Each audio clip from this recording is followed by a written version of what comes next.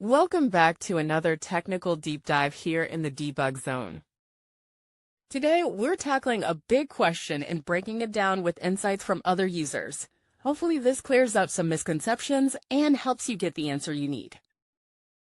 So buckle up, stay a little curious, and let's jump right in.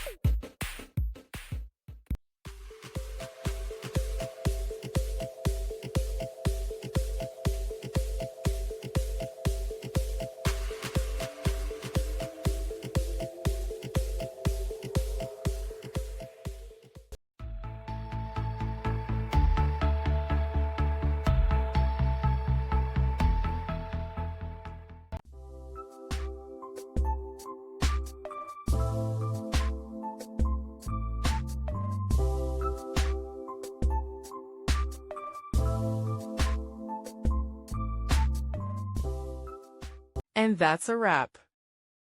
I hope you found the answer you were looking for. If you did, take a second to hit that subscribe button. It really helps out. And let me know in the comments which solution worked best for you.